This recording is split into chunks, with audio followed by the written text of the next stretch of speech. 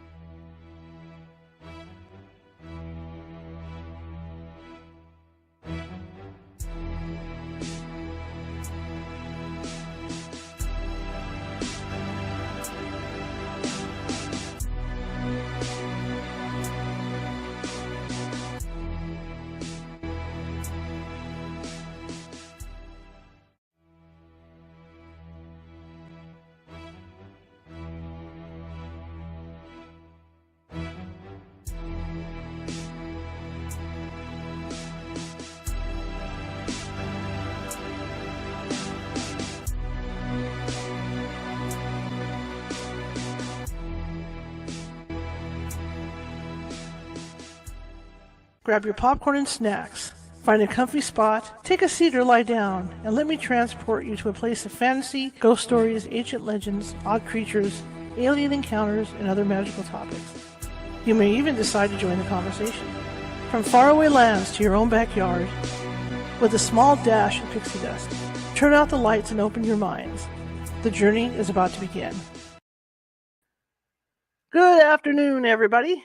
How's everybody doing? It's kind of weird being on the air this early in the day. Anyway, my name is Charlotte. I'm going to be your host for the next hour. We got a great show for you tonight, and it's a topic that I'm really interested in. Anyway, my name is Charlotte. I'll be your host, and I'm also the owner of the California Haunts Paranormal Investigation Team, based out of Sacramento, California. We are 45 strong, up and down the state, which means if you have a paranormal problem, I'm just making adjustments. If you have a paranormal problem, we can help you. It might take us a while. California is a huge state. Hey guys, this is how my day is going. I got all kinds of weird stuff going on. Computer's doing what it wants. Probably the ghosties are busy. Must be the fairy folk. Fairy folk do things like this. But anyway, California is a big state. So what I do is, if we can't get you right away, one of our sensitives will call you, and maybe they can calm things down or get the ball rolling to help you. All right. My guest today is Jo Hickey-Hall. She's going to be talking about modern fairy sightings. You know, the stuff you always hear about the old legend fairy sightings from like the olden days. Well, she has a podcast where she takes calls from people who have seen fairies in the here and now. So that's rather interesting. And that just kind of bodes into a case that my team did a couple years ago where it involved fairy folk as well. So I'm really interested. I'm really happy to talk to her. If you're watching from Facebook and you like what you see and you haven't done so already, please feel free to follow, because we're always looking for followers. Same thing with YouTube. If you're watching from YouTube and you like what you see today, be sure to hit that subscribe button. I've got 571 videos sitting over on YouTube, all different topics. I'm a journalist, photojournalist. I don't like concentrating on the same topics every day. So I like to change it up. Sometimes we'll have fun topics. We'll talk about the Beatles. We'll talk about just different stuff. And I'm sure if you look at all the video we have over at the YouTube site, you will find something you like. Even if you still like paranormal, of course. Okay. So be sure to subscribe if you haven't already. I want to say hi to people on Twitch as well that are watching, and on Twitter. Okay. So, without further ado, we're going to talk fairies, and I'm really excited to do this. I just talked to the Flying Tinkerbell over the weekend. I know, it's funny. We'll just leave it at that. That was my little humor. But okay, let me bring her in and get this show on the road.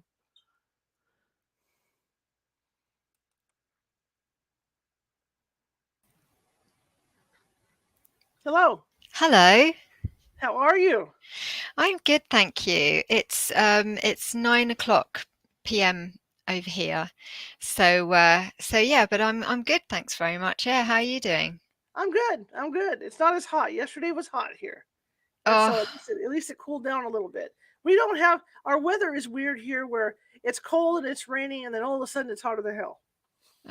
it's so cold here, and yeah, I got wet doing the school run this morning, so it's just cold and windy and wet. So the idea of having a lovely hot day over there sounds very tempting.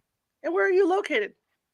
We're in Bristol in the southwest of England. Nice. So I guess, I mean, it's so lush and beautiful, so we can't really blame the rain, Right. because this is what gives us the gorgeous landscape that we live in. Right. But yeah, I mean, aside from the weather, there's just a whole host of, it's a place rich in history and folklore and all Absolutely. sorts of activity. So I think it's a good place to be. Well, I have family in Canterbury, Kent, and Oh. Croydon. Oh, amazing. Yeah, I only recently visited Canterbury and we were astonished. It's just, yeah, an incredible place to visit. Really Absolutely. amazing. Absolutely. So tell me about you.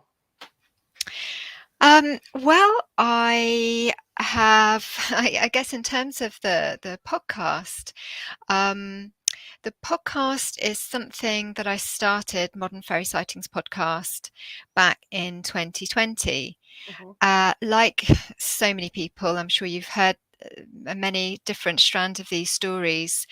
It was a time when people kind of, decided to do the things that meant something to them, when lockdown hit, etc. And at the time,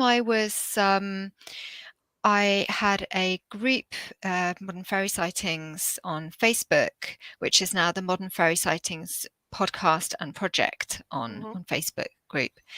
And I was talking to people about their experiences there. And that was because I had been researching since about 2016 for a book called Magical Folk, in which we looked at the folklore. It was kind of like it was an academic perspective, I guess. So I, along with a load of other researchers and writers, joined Simon Young, who's a very well-respected folklorist and academic in the UK, in writing this book. And we looked into all the different counties in England, and we looked at Wales and Scotland and Ireland as well, and Northern Ireland, and some of the islands as well, the Channel Islands, and Isle of Man. And we kind of took a folkloric perspective on it, historical folklore, but then we also spoke to people about, their fairy encounters, if there were any. And so myself and my co-writer Mark Norman, another very well regarded folklorist, we spoke to some people down in Devon, because we were doing the Devon chapter, and I thought it was really interesting because when people would tell us about their experiences, they would say, oh, well, I'm happy to talk to you about this one. But then they some of them had another one that they were less inclined to share. And I found that interesting because there is still this massive taboo around fairy sightings. I mean, at the time, something that Mark talked about was that there seems to be this kind of sliding spectrum in terms of experiences. At the one end, you've got kind of ghosts, and it's perfectly acceptable to talk about ghosts. And then you have, UFOs, which are becoming more and more kind of mainstream. That used to be a kind of like a weird topic, bringing up UFOs and aliens, but it's just less so. I mean, people are so accepting of that now. And then at the other spectrum, you've got fairy sightings and things like, Bigfoot, and people find that really tough to kind of talk about openly for fear of ridicule. So I thought it was interesting that they were able to talk about some aspects, but not others.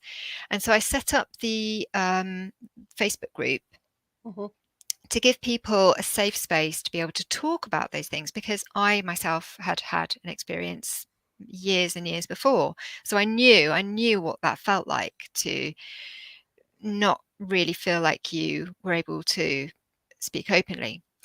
And as I say, then on the back of that, which it just grew and grew, in fact, that group just was very popular, with people sharing their encounters in early 2020. So it was just after things kicked off in March 2020. By the early April, because I'd been kind of meditating every day, because I was able to work from home, as many people did back then, and we were lucky enough to have a garden. So I was out there meditating every day, and I would I'd do this meditation every day, and this message kept coming through, this idea of doing a podcast. And I thought, oh, well, I wouldn't know what to do. I wouldn't know how to do a podcast, but this message kept coming. And so I thought, well, I need to try this, clearly, because this idea isn't going away. And that's how the podcast started. So from the early April to the November, I learned how to podcast, just kind of teaching myself. And I interviewed a group of folks, and I had 3 ready by the time that it went out in November. And so the podcast has been running since November 2020.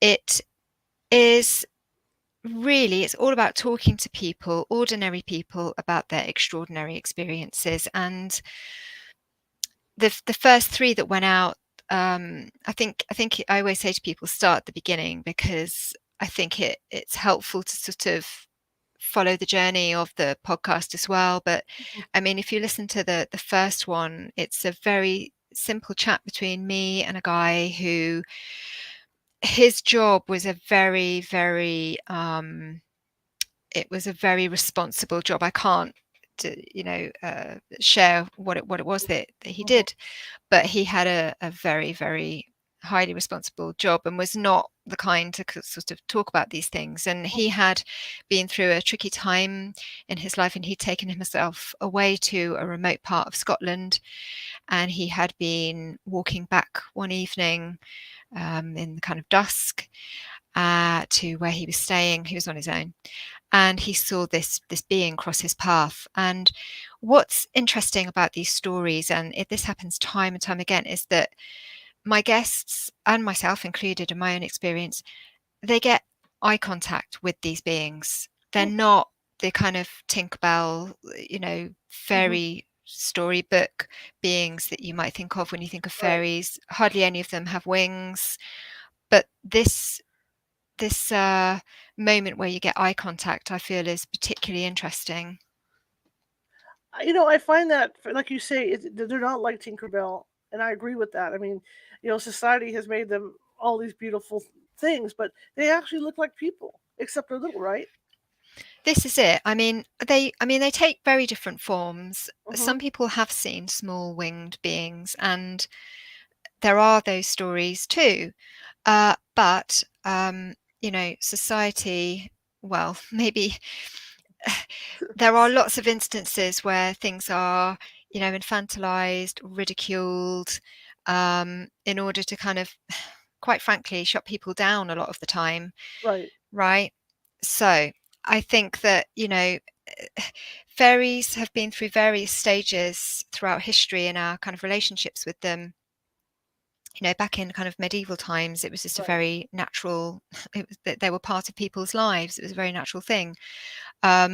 With religious reformations through the years, they've been demonized. So, Mhm. again, we see it today. People are either demonized or ridiculed Right. or infantilized in order to either, shut things down or to give a different, yeah, it's it's part of that, I suppose. And I think nowadays, with the way that we have been through so many changes in the last few years, and even the kind of run up before that, even from about 2016, things were really shifting in Right. very interesting ways. And I think that there's something happening with the world, Right. and I think that our perceptions of reality are shifting.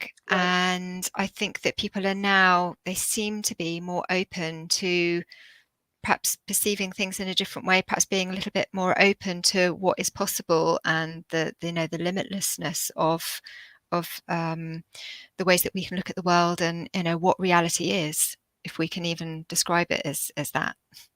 Well, I could say from personal experience. I mean, I was always raised, with stories about fairies and stuff, but I was real sarcastic. Not Mm. sarcastic, but not believing because it's in a kid's book or whatever. We did an investigation a couple years ago in this house that had these two autistic sons, and they were hearing voices, and there was like stuff disappearing and reappearing and things like that in the house. And when my sensitive came forward and said, "I think it's fairies," Mm. I kind of looked at her and went, "Here, you've been smoking a pipe." But when I sat in the Yeah. house alone and sat in the living room, I Mm. heard them talking. Right. And there was only one place possible they could have been underneath the house, which was a crawl, real tiny little crawl space. But I could hear it, and it wasn't really loud talking, but you could hear the voices, and that's what convinced Mm. me Mm. that we were Mm. dealing with fairies on this property, and they didn't mean any harm. They were just there, that was where they were hanging out. Yeah. But Yeah. it really changed my mind about things, so, the last couple of years because after doing that, experiencing that.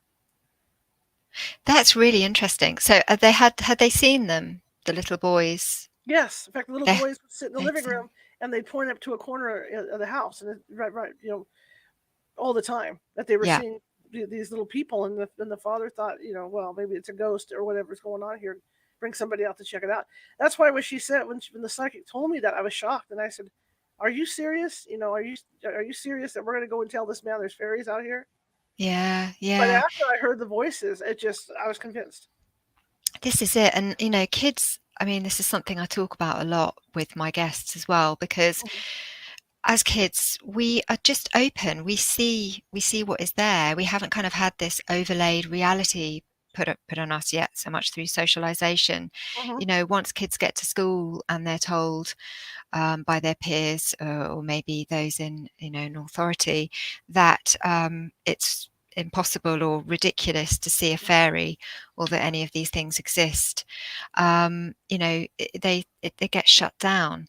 Right. But I think that if you're naturally imaginative and open, if your family is open in its approach to allowing you to play creatively and explore your own, imagination, and and if you have these experiences, um, of any sort, really, Right. that your family kind of encourage you to lean into any kind of creative, Mhm.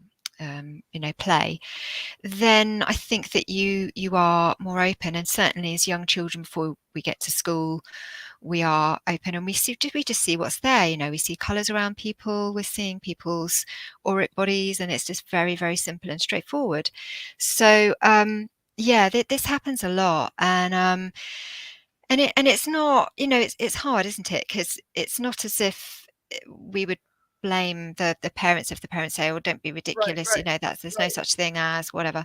Because what parents are trying to do is they're trying to protect their children. They're trying Right. to comfort them, and they don't want to frighten them. And but as I say, it's something that I've talked about in various episodes, where people have had experiences, say, as adults, but then they say, well, actually, as a child, these are the sorts of things I saw too. And sometimes even just by talking about their adult encounter that they had, just by doing that, like with any other kind of trauma Sure. experience, once you start talking about it, it sort of triggers other memories. And Mhm. so that's kind of what the process is, really. It's, as I say, I know from my own experience what it's like to go through that. When I first saw a fairy, just to give you a bit of history on Sure. that, Sure. I had been, interested in things like crystals and dreams and stuff when I was about sort of 14 or 15. I was always interested in stuff. I was interested in mysteries. I used to read a lot as a kid. I used to have this book called, I think it was called Fantastic Mysteries or something like that. I wish I still had that book. I think about it all the time and try and find it sometimes. These childhood books are so Right. precious, aren't they? Um, but I was kind of interested in mysteries of sorts. Mhm. But I was never really into fairies. The only connection I had with fairies was my mum had one of the Cicely Mary Barker Flower Fairies books, and the telephone table, and I loved reading through that. They were beautiful pictures that people would recognize those straight away if they saw them, the flower fairies. Um, and the other thing was that my dad, who is Irish, he's passed away now since 2014, but he used to tell me stories at bedtime, and he had a amazing imagination, and he would tell me these incredible stories of when he was a child, and they'd go off. This was in rural Ireland in Mhm. he was born in 1936, so the place where he grew up was still very, very rural, and they would go off for the day. He had lots of brothers and sisters, and then he would tell me, as part of a story, that maybe one of them would wander off, and it would become dusk, and they weren't sure where they were, and they would happen upon a stone circle, Mhm. and or a fairy fort even. And the fairy fort, they would start to think of the warnings that they'd had from their families about, don't, beware of the fairies, and Right. and so, he would tell me about these stories, but actually they were really wondrous, and they used to end with this child kind of going into an other world of some sort and having Right. this Right. Right. Right. amazing adventure. and coming back and having been transformed in some way. So those were my only sort of links with fairy, if you like, or introductions to fairies. But as a teen, as I said, I was kind of interested in sort of crystals and stuff. And then when I was maybe about 19 or something like that, or perhaps a little older, I started going to these spiritual workshops where we would be taught all sorts of things like well, one of them was the banishing pentagram. We were taught, techniques to clear our homes, techniques for meditation, auric cleansing, seeing auras, just stuff like this that was going to be practical on a kind of spiritual level. And the woman who taught us was quite an elderly lady, and she once mentioned in one of the breaks that she'd seen a fairy, and to me that was just I just couldn't compute that at all, even though she'd been teaching us all these other topics and themes, and I'd been so into it and been practicing. When she mentioned that, I just couldn't really relate to that at all, and I just thought, well, that's wrong because it's impossible to see a fairy; they don't exist. Right. And so, but years later, that was in 2007, I think it was. I did see a fairy. I had been to a really beautiful nature spot with my partner. Well, we were dating at the time. He later became my husband, but we hadn't long been together.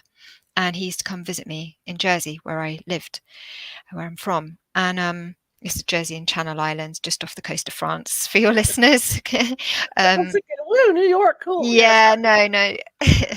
I think so. New Jersey is named for Jersey. There we go.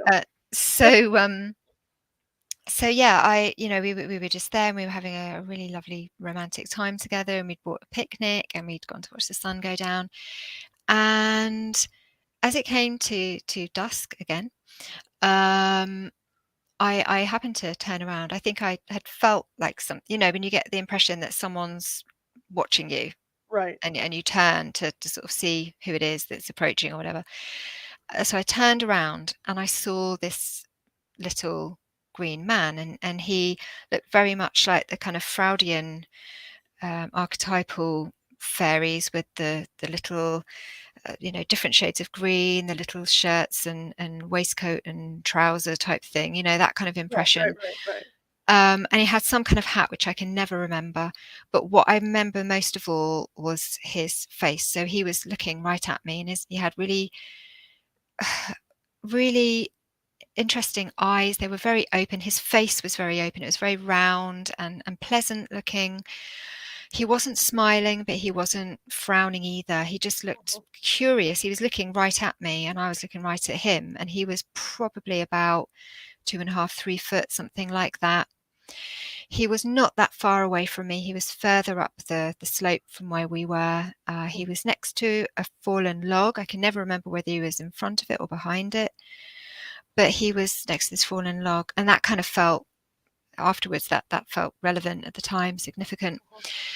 And so we were just looking at each other, and then and about the other thing about his face that was very notable was that it was so ancient. So his skin was weathered by the sun, if you like, but so ancient that there was no flat skin left on it. It was just lined, completely wrinkled and lined and ancient like leather. And then I either blinked or looked away or something, I don't know, but I took my eyes off him for a moment anyway, or or blinked, and then he was gone. Wow. But we had this, eye contact. So, this was something that I couldn't explain. It was something that I didn't tell my partner at the time. I was really shocked. I was kind of looking at this being and not really sure what I was looking at. And but when we got up to leave afterwards, so it got dark by this time. We stayed much longer. We were having a really nice time there. When we went to leave, it was pitch black. There were no street lamps around there because it was a natural beauty spot away from any roads. Even the rural roads there don't have any street lamps.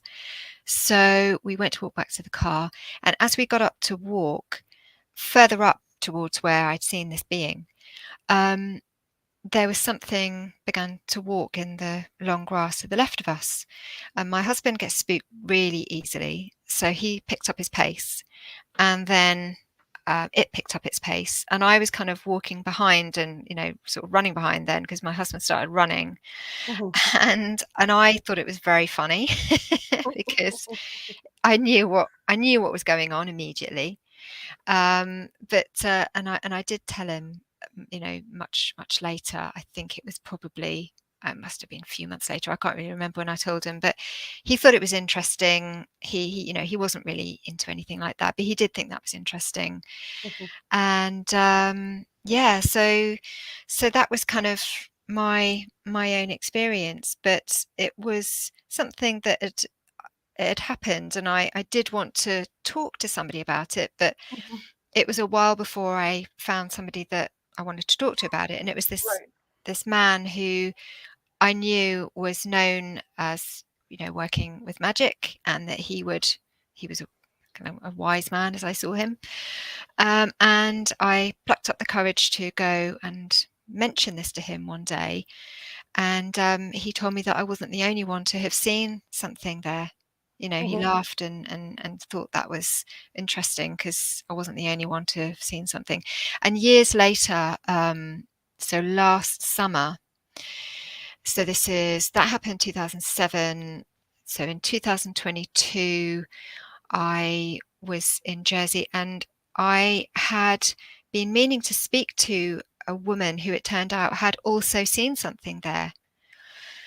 Because at the time, one of the first people, I think the first person that I told this to when it happened, just after it happened, because I had to tell somebody, was this lovely friend who was into spiritual stuff, but anyway, I thought she'd be interested and maybe I could talk to her about it.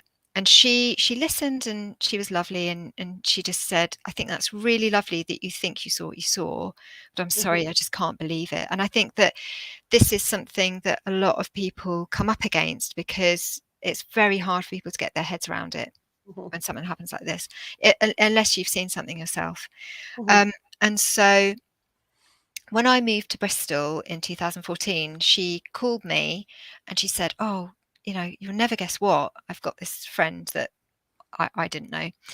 And she said, and she has seen something in that same place, and it sounds very like what you saw. So now she was willing to believe, because she knew that we didn't know each other, and randomly this friend of hers had told her that she'd seen something too. So I managed to meet this woman last summer, and we went to the place. And in fact, that was one of the episodes that I released last year. The recording of me having a chat with her about what she'd seen at this place. And it turns out that she saw the same being that I did at this place, and quite a similar behavior as well, a bit cheeky, but the same, this just within meters of the same location. It's just amazing to me. That was really a big moment for me, because we don't really understand, and we still don't understand what these beings are, where they emanate from, and kind of what's going on, what's our relationship with them, and what their relationship is with the places that we see them. But the thought was that somehow whatever we see, it comes from us, and that it's reflective of how we make sense of nature or location or the other world, or spirituality or beings. But the fact that this woman saw what I saw, the same being, she described him looking the same as I did in the same place, suggests that this is what we might refer to as a genius loci. It's a being that is, they have some kind of representation, spiritual representation of that place, that they perhaps tend to it, that they represent it in some way. So this suggests that, that it isn't just within us, it's external to us, and that is very interesting to me. Now I had an experience here, and this was after I, had those experiences at that house. And as a kid, before everybody laughs, just work with me here, guys. As a kid, to amuse me, my sister would take a mirror and use the sun's reflection or a lamp's reflection and Mhm. bounce the mirror all over on our dark paneling. And she'd say, "Well, it's Tinkerbell." So then I go chasing the thing, being a Yeah. kid. So I'm sitting watching TV, and the next thing I know, I see these little lights like that, and Wow. they're dancing around my hallway. And I couldn't figure it out, so I get a hold of one of my mediums, and she says, "Well, the fairies are there." And it made perfect sense because that's exactly how my sister would flash that thing on the wall. Mm, And it's mm. kind of cool. It's kind of cool to think that they were here. They can take different forms, right? Yeah, yeah. Yeah, they Yeah. can. And I mean, the one I saw, as I say, he was Right. small humanoid. Right. But I do speak to people that see different forms, and I do believe that they can appear as orbs. Now, I know that not all orbs that are captured in videos and photos are, Right. energy manifestations. I know that they're dust particles, etc., etc., but not all of them, not all of them. And um, when they're seen with the naked eye, Hmm. I do believe that they can be just very dense manifestations of energy. Okay, we're all made of energy. Each of us, we are, if we look at our physical bodies, that's just the Hmm. densest part of our Hmm. form. We are also, we have, other, light bodies, etheric bodies, and everything has an energy. Obviously, trees, Hmm. everything that we see around us is made of energy. Um, these beings, they are, that they can be seen in various forms. It might be that we see an aspect of what they look like I did. I saw this humanoid Right. figure. Right. But if I was with somebody else and they had seen that being, they may have even seen it as an orb, because it Hmm. depends which kind of level you're looking at. It's a bit like Right. a Right. radio station. You're tuned into different different levels of perception, if you like. You're seeing the world through a different kind of bubble of perception, and you're picking things up through a different kind of lens in a way. Right. And so I do believe that you can see these fairies in orb form, and that's just their dense sort of their Well, energy. I've always wondered because there are orb photos, and I've taken them myself that Mm, look like there's a face in the orb mm. staring back at you. So now that you've said that, it makes me wonder if we're not picking up fairy folk and it's their faces in those orbs, not deceased people like ghost hunters think they are. It's possible, and I mean they could be deceased people too. I mean the Mhm. whole thing is that what we're finding is that there really is very much blurred lines between what is a ghost, Mhm. what is a poltergeist, or what is a fairy, what is Bigfoot. They Mhm. they share a lot of the same phenomena, and so there's knocking, that can be Right. fairies, it could be a Right. poltergeist, throwing items, that could be Bigfoot, that could be poltergeist, that could be fairy, that could be a Mhm. ghost. Um, it's difficult to sort of say, well, it's definitely this and it's not that. So lots of things, as you say, that people may have thought of before as Right. ghosts, maybe they are fairies, or maybe if the folklore of a certain culture, or place is very much into the kind of fairy folklore, they might refer to something as being a fairy when actually perhaps it was a ghost. We just don't Mhm. know. Mhm. We need to understand more about the relationship between all of these different. Well, we see them as different beings. We're kind of categorizing them in a way that we understand, and we just don't know. But it's helpful to talk about it, and to just listen to each other. And I think that's what the podcast is about, really. It's allowing people to tell their own story in their own words, and for other people to hear that, because we get a lot from it, and as researchers as well, we're always talking to each other and exchanging ideas, and I think that's important. I think it's important to keep evolving as we go Mhm. on, and not say, well, it's definitely this, and I'm kind of sticking with this point of view because this is the one that, you know, I've been working on for 3 years, and this is this is my thing. I think it's really important as researchers that we keep expanding our understanding, and just to kind of be open to exploring avenues that that we haven't looked at before. And I talk about in the podcast lately, I've been talking about the boggle threshold, which is this idea that we each have a certain threshold that we get to, where anything Mhm. outside of that is just feels or seems ridiculous to us. So for Mhm. me, that day when I was in that workshop and the woman was talking about having seen a fairy, Mhm. that had reached my boggle threshold. That was not going through, you know, it just wouldn't. I said, you know, it didn't compute. That's exactly how it felt. It just kind of got thrown back. No, I'm not having that. Until I saw one myself, Mhm. and then there was that breakthrough. Um, so, and it's not even necessarily that you have to have these experiences in order to raise your awareness either. Mhm. But I think just even hearing people talk about it in their own words, something about that, it's a very expansive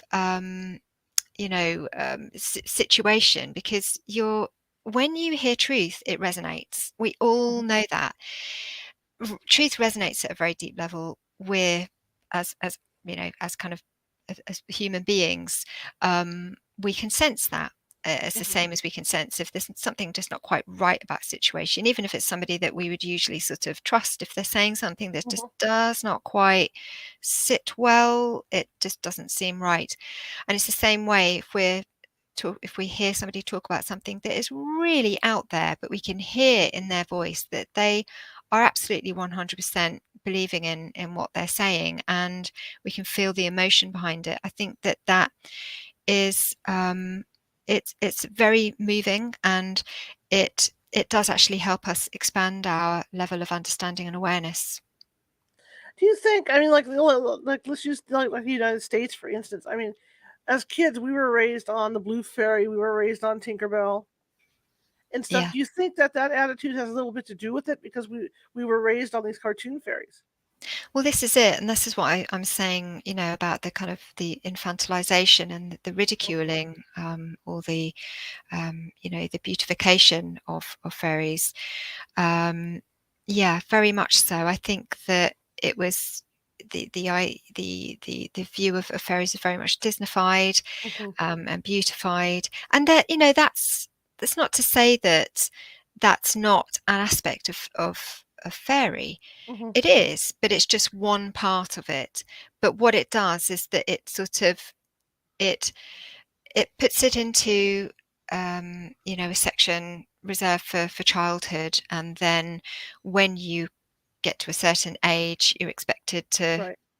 put those childhood ideas to one side, and if you continue to believe that fairies are real, then then there must be something wrong, kind of thing, because it's just not really acceptable in Right. today's society.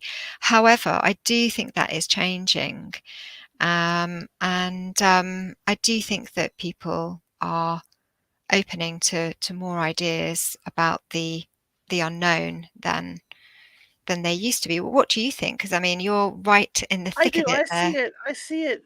Yeah, I see people having more open minds with it. Mm, You know, the TV shows have definitely helped, but then again, they've definitely hurt too. Because if you watch the TV shows over here, it has to be evil or a demon yeah. before people will watch it, and I think that's hurt because, up until like 8 years ago, you'd go on a case and it was grandma or uncle or something, and Mm, now it's a demon. I know it's a demon. I know what and it's just like it's not all like that, I you know. know. But people Yeah. are more open. People are more open to fantasy stuff to the fairy world. They're more open to certainly the UFOs, and the alien abductions and all that. So, like you say, it is opening up little by little. Yeah. Yeah. I think, as people just feel safe to talk about their experiences. I mean, they're not all, talking about demons, they're not all light and fluffy either. I mean, Right. a lot of the people that I talk to have very matter of fact ones. Like one particular one, which I really love, before I tell you about the more scary ones. Sure. One that I really love was these two women that were going off to do a Wiccan ritual in a very well-known large park in the UK. And as they were a little bit late actually for the meeting, so they were kind of hurrying along a bit. And the woman that shared this encounter with me, she was pregnant at the time. And so as they're going along the path, this little being comes sharing the same path, comes heading in the opposite direction towards them and passes them on the path. Now, she described him as a real leaf crunching person, this little being he looked again a bit like the being I saw, the archetypal fairy with the beard and the hat and the little I don't know if it was a green or red jacket, I can't quite remember now, but and he nodded at them as if to say, good day or good evening or whatever, and ran on, and they just continued. And the woman said to her friend, "Oh, did you see the fairy?" And she said, "Yeah." And they just carried on. These just very matter of fact encounters that happened, and a lot of them are like that. People will be somewhere and then something extraordinary happens, but at the time, to them, they describe it as just feeling very natural, as you would if you saw a wild animal out in nature. It's incredible if you come face to face with a deer. Right. It's an incredible moment, and again, you sometimes get eye contact as well with that wild beast, and then the moment is over, but it was something really beautiful. And they say that the same thing happens when they see a fairy being. But as I say, they're not always so pleasant. Right. Just recently, I have spoken to a woman who had a really terrifying experience in her flat in London. And over the last 2 episodes, I've been talking to her about that. And she had visited the bathroom in the night, like we all do. And she had, well, there'd been a lot of phenomena going on in the house for months and months before, like you experienced, well, you were talking about before, things going missing, like in the house with the 2 young boys you were talking about, things going missing, things being seen out the corner of your eye, items being thrown out of cupboards. And she said the energy in that place was just really odd. And the people, her friends that came to visit her there, would say, "God, how can you live here? This is a really strange place to be. It's got a really strange energy," and it made them feel uncomfortable. So one night when she visited the toilet, she saw these 2 little goblins. They were standing just behind the threshold of the door, which is interesting. We'll talk about that in a minute. And they were pointing at her. There was a larger one and a slimmer one, and the little one was on the other one's shoulders. They were very animated and they were pointing, and this absolutely terrified her. You can imagine in the dead of night this happening. And so there have been other stories like this where I've spoken to people. Some of them have never made it on to the show, in fact, because they've been too disturbing. I'll say that. Or that the person has just been too terrified to actually go public with it, because even though all of my guests remain anonymous, the simple act of talking about it, if you've had a traumatic experience, like any experience like that, they're frightened that it will come back. Right. And because we still don't understand, we don't understand enough about these worlds. Now, I brought up the idea of the threshold there, and a lot of the people I speak to and the encounters that they have, there's often a kind of liminal aspect to these encounters. Either like my own, they happen at twilight or dawn, which again that's a threshold from one to the other, from Right. day to night, Sure. or night to day. Or they can be, perhaps on a shore between land and sea. Mm-hmm. And they can be physical thresholds like doors, so they're, or in fact periods of their life. So for instance, this woman who I've been speaking to recently, who saw the goblins, this was a time in her life where she'd had a breakup. So she was moving from one phase of her life to another. She'd broken up, she'd moved into this place on her own, and she described it as being sort of like in a bit sense of limbo, because she'd kind of removed herself from the world and she wasn't quite ready to go back into it again. So she was in this place, this very strange place. And for myself, I was at the moment of falling in love, which was a real pivotal threshold for me, Mm-hmm. meeting my husband. So there is this, there are some routes of inquiry that myself and other researchers are interested in.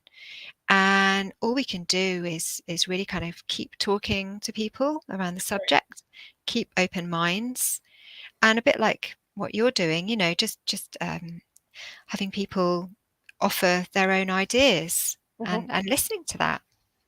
Mm-hmm.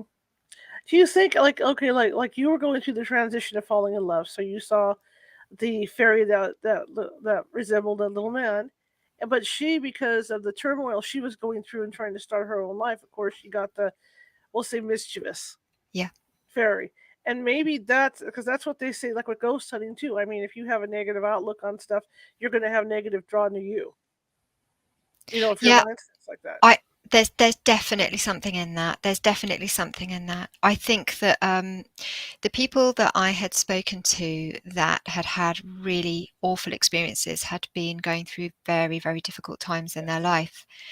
life. Having said that, there are beings that appear that are, well, again, I'm thinking of one other encounter that wasn't kind of terrifying. It was shocking, but Mm-hmm. again, that person was, they were going through a difficult age and they were being a bit kind of stroppy, and on this particular occasion they had gone off from their family. They were staying at a family friend's home, Mm-hmm. and they had been, a bit sulky and a bit stroppy, and they'd gone off and they'd gone outside of the fence of that home where they knew they shouldn't have gone, and they saw this.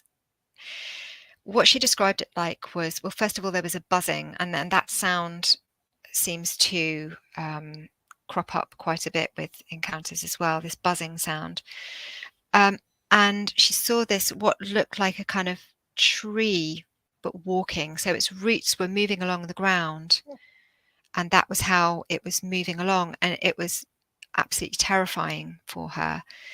And it turned to her direction, and she ended up running back, but later on in her life as an adult, she had a very beautiful experience, which is episode 2 in the podcast, Call to the Other World. A really beautiful experience. I think that was in Canada, actually. And so, on the one hand, yes, she'd had a very tricky experience, but what she said was that it taught her a lot. And this is the thing, it's not as if, sometimes with ghosts, there seems to be this sense of, well, what was the point of that? It's Right. you left Right. somebody completely terrified. Right. Where was the point in all of that? Whereas it seems to be with fairy sightings, there's this point of transformation, Mm-hmm. possibility of transformation. And this, I think, also kind of harks back to the very early medieval Irish folklore that we've got, where when we did have interactions with these beings, these otherworldly beings, there was this possibility for transformation for the human that interacted them, and they came away as better people. They might have had a bit of a shock, like we tend to do with these very experiences now, Mm-hmm. but they come away with something. It's like a deeper richness. They they connect to a deeper part of themselves that maybe they'd lost contact with, maybe they didn't know it was there. Mhm. There's a real deep spiritual aspect to this. It kind of brings us back in some ways to who we truly are. This is what I feel. So there is that aspect to it as well. And so I think that, especially at these times as well, this is so important that we do that, that we do kind of reconnect in with what is true for us. And we kind of find ourselves again because everything seems to be going to pot around us, and probably rightly so, because, we need to get back to what is true again. And I think that these experiences, they can give an opportunity for really getting back to our true values Mhm. and our connection with the world, with nature, but also this universe, and where we sit within it, and that, we're we're probably not the only ones. It would be a bit ridiculous to think that we are the only beings that inhabit this universe. It's rather egotistical of ourselves to to even think that anyway. So if we can put our egos aside and actually just explore and be open, and you know see what might be out there, but also in there, within ourselves, I think that we've got a lot to gain from that. Well, I was just thinking while you were talking. Do you think because you're in the UK, because you guys, everyone, I mean, I'm not saying everyone, but people in the UK, like you say, your dad told stories about these things. You guys are practically raised on that stuff. Where over here, like I said, we get the happy little fairies like Tinkerbell. So I mean, when somebody over here sees a fairy, they really don't want to believe it. There's that block up right away. But like you talk about those ladies that were walking and they saw the little guy, and right away, both of them were like, "Oh, it's a fairy," and then they walk on. So maybe, Mm. over here we still got to work on learning how to accept that stuff. I speak to plenty of people over in America that have had these experiences too. Hmm. There's quite a few of them on the podcast. Oh, cool. Um, yeah, definitely. And I think that, I guess there is something to be said for being brought up with all of this, that it might mean that your family is a little bit more open, or perhaps Hmm. a little bit more creative in some ways in their approach to life itself. I think that Yeah. if you have a very sort of narrow viewpoint of what the world is, and that it's a sort of a very restrictive view, Hmm. then you are going to be more dismissive. If you are in the midst of this extraordinary experience, you're just going to put it down to something else. There's lights you saw, you're just going to put it down to that must have been a reflection from a car, Right. from a Right. Right. Right. whatever. you know um I mean, you can't really deny when you come face to face with a being. Right. Yeah. You can. Yeah. Basically, when you it's know staring, and staring at you. Yeah. Yeah, and some people that I speak to, they had no previous connection with fairies whatsoever, and this is just a real bolt from the blue for them. So I think it's a kind of it's mixed, I guess. Um, but I think that, there is a lot of history with, obviously, with First Nations over there. There's an incredible richness to the folklore, Hmm. and some of the sites that you have there. Oh my goodness, I would absolutely love to go over and be able to tour around and visit sometime, because yeah, you have an incredible history there too. But I think you're right about, in certainly down here in the West Country, there is a rich folklore, and certainly in Ireland, of course, where my dad was from. And you did have a fear of the fairies. You didn't refer to them as by the name of the fairies at all. Right. You would call them the good folk.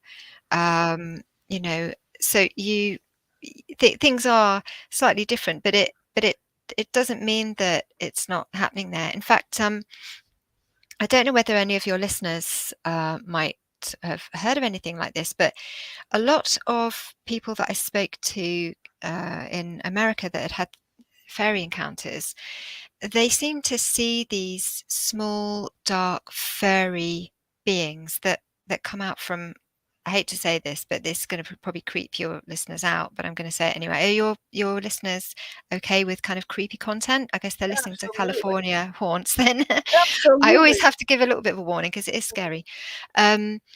These beings that come out from under the bed and terrorize people. And I mean, honestly, I spoke to people who just felt like their lives were being ruined by these small furry creatures. Now, I've read there is a piece in one particular piece of folklore in the UK that I've read that describes something similar to that, but I've never spoken face to face with somebody that's seen one over here.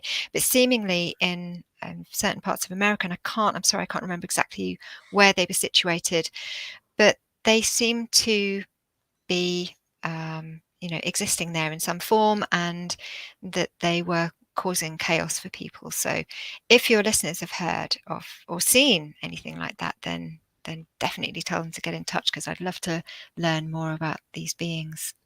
The other thing that comes to mind, and I don't think it's a fairy thing, but we have the California, the gold country, where there's a lot of gold mines and Yes. silver mines.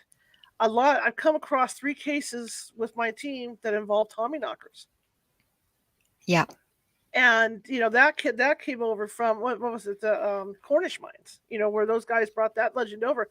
But there's still reports to this day of people that see them. There's like this one house we investigated. She swore up and down she could see the little dwarf guy, running up and down her hallway and causing havoc in her house. Most definitely. There's something to do with, underground systems, mines. Mm-hmm. It's right there in the folklore. I mean, even going back as far as, Paracelsus, right, would talk about, spoke about these beings being in mines, in Cornish mines. So it goes right back. And yeah, you're right. And it comes right up to the present day. So whether that's just one particular type of being and that they exist in these particular places, or whether that's somewhere that they had to go to when the world shifted in a certain way, I just don't know, and we just don't have the answers. But yeah, that is an aspect that I find very, very interesting myself. I'd love to hear about that.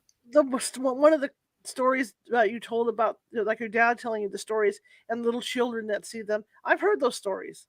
Yeah, I've heard those stories. Even there's a couple roaming around, not here, but around the United States, where a child disappears. And then when they come back, they talk about seeing these little people underground, and they're underground with them. Absolutely. There are some cases in Newfoundland as well. I can't remember I think it's Encounters with the Good People, it might be.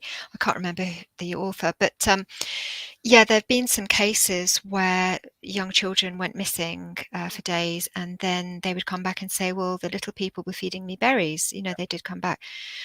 So yeah, I mean, there's obviously, it does make you think about some really, very difficult stories. I'm familiar with is it 411? Yeah.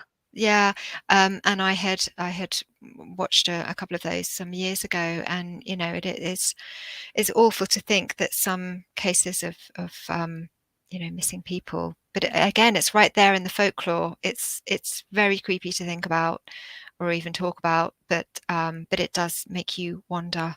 It really does. If somebody wants to do research on fairies, where should they start?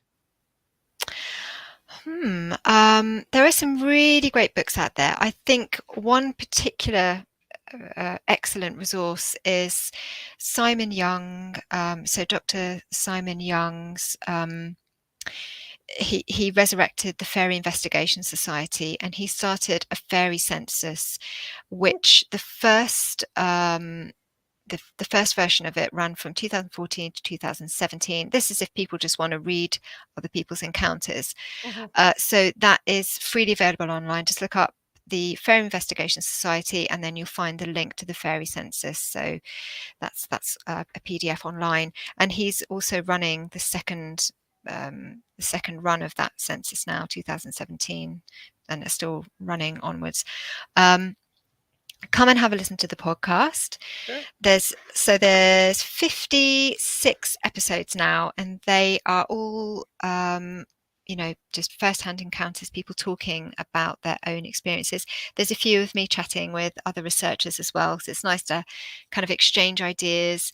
Mhm. And also I have a Patreon group, and I'm so grateful to there's such a lovely community, because we just kind of get to talk about these things. A lot of the people in that group have had their own experiences, so we're able to just talk openly about these encounters and what it feels like to have them, and how we can kind of start to understand by sharing with each other the various aspects that we've experienced. So that's another really nice place to come as well, as a community, if people are looking for a community.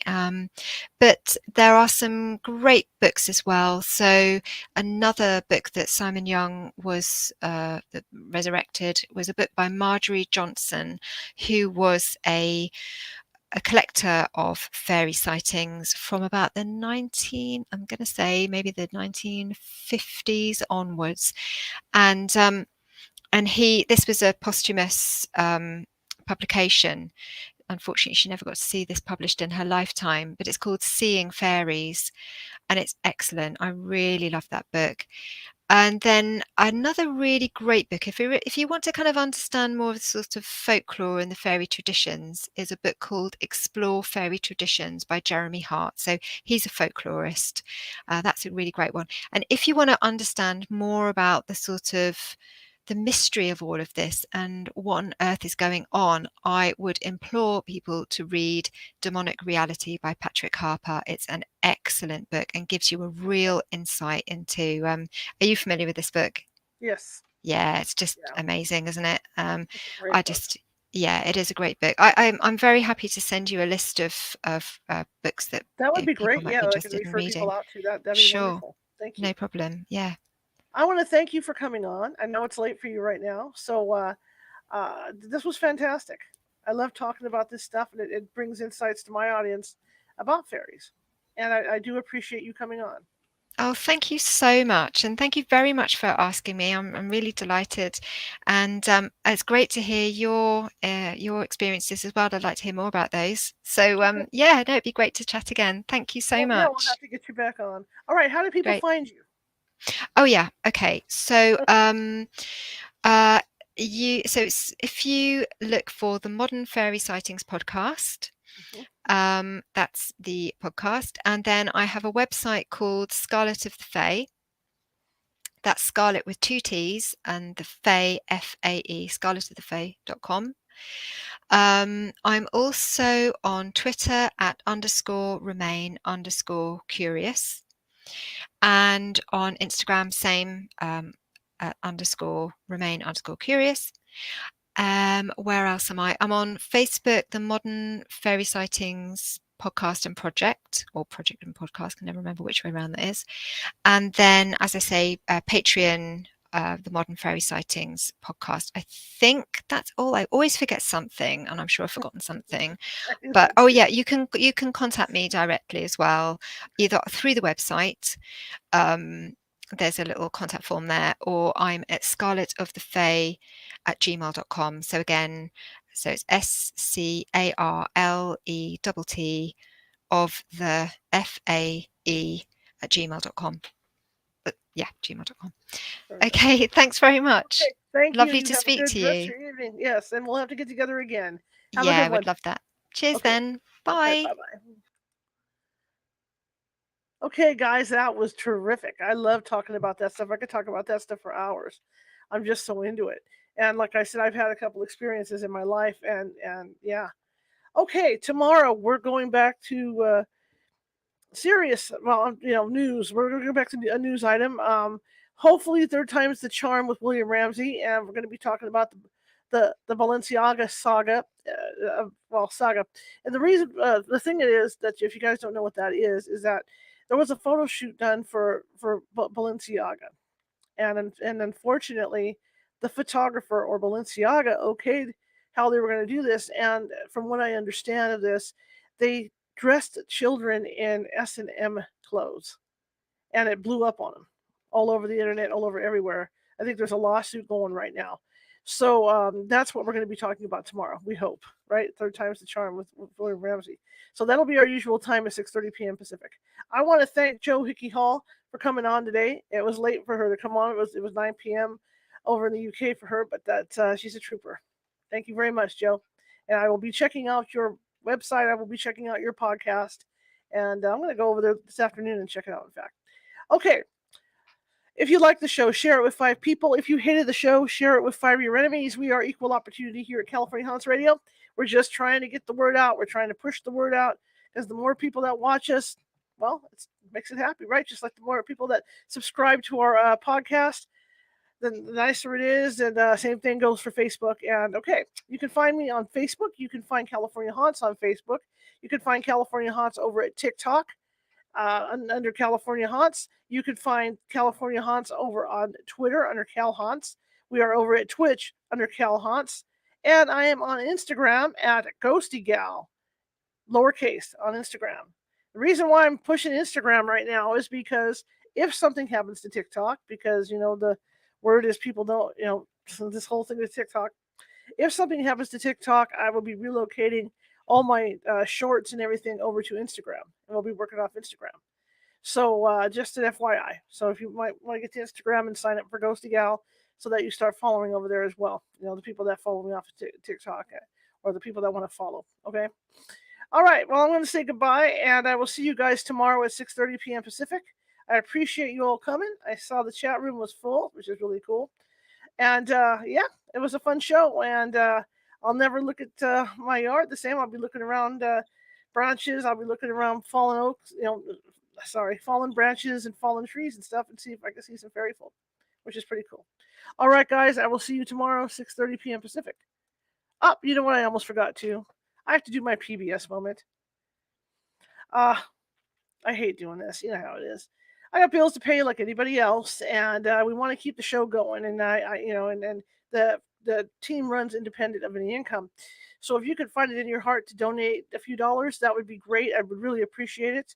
I've like I said, I just lost one of my ring lights that I use for lighting, so the lighting's kind of darker than it usually is in here. But if something goes wrong, computer breaks, or something gets busted in here, I have to replace it a lot of pockets. So I would appreciate a little help. You don't have to. I'm just saying it'd be kind of nice. You could do that at paypal.com, California Haunts. I think it's paypal.com / see, is that the one? Paypal.com / California Haunts. I think that's what it is. Because I think I had it wrong on here. Look. I have to look at the ticker. Give me a second here. It's senility. So we're looking at, let's see, here it comes. Okay, paypal.com, / California Haunts. All one word for California Haunts. Or you can do it at California Haunts at Venmo. But, if you get the chance, that's fine. If you don't, that's fine too. I understand, right? Anyway, thank you guys so much. I will see you tomorrow at 6:30 p.m. Pacific. Have a great rest of your day. And here we go.